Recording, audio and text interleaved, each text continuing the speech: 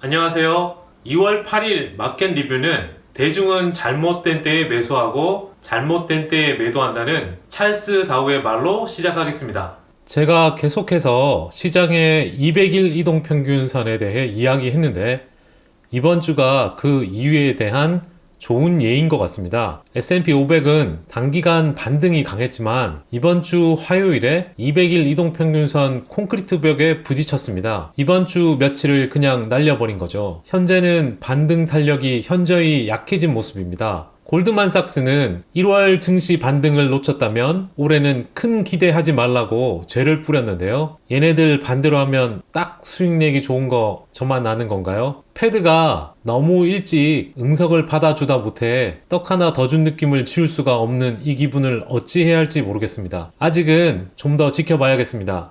일자리에 관한 이야기를 지난주에 이어 해보겠습니다. 미국 경제가 지난달 인상적인 30만 4천 개 새로운 일자리를 만들었다고 발표했는데요. 다른 건 다 빼고 중요한 건 경제가 잘 되고 있다는 것입니다. 마침내 노동자 임금 인상이 이루어지고 높아진 임금은 결국 기업 매출 증가로 이어집니다.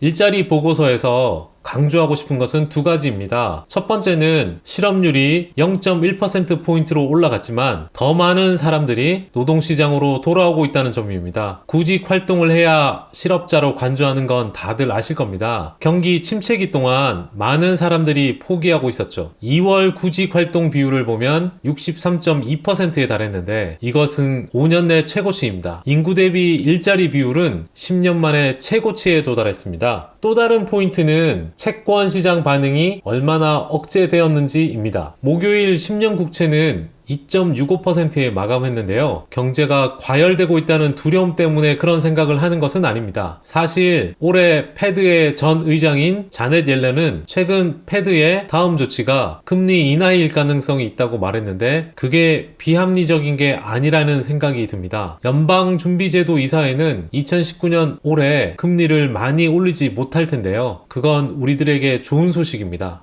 반대로 부정적인 면을 보자면 공포지수로 알려진 빅스가 주요 선을 2020년 이후 최장기간 동안 상회하고 있다는 점입니다. 지난 크리스마스 이브 때 36.07까지 급등하고 나서 약 60% 떨어졌습니다. 어제는 한때 14.3% 뛰어 17.58을 가리키기도 했죠. 미중 무역 분쟁의 조속한 해결과 관련된 불확실성과 미국 외 지역의 부진한 경제 성장 조짐이 이날 증시를 압박했고 이미 상승 기미가 보였던 빅스의 상승을 가속시켰습니다. 빅스는 2012년 이후로 가장 긴 기간 동안 15선을 웃돌고 있는데요. 2012년 8월 9일까지의 95일 이후 가장 긴 84일 기록을 세웠습니다. 빅스의 역사적 평균은 19.28이고 중간치는 17.42이기 때문에 15라는 숫자가 임의적인 수치처럼 보일지도 모르지만 최근 1, 2년간 15가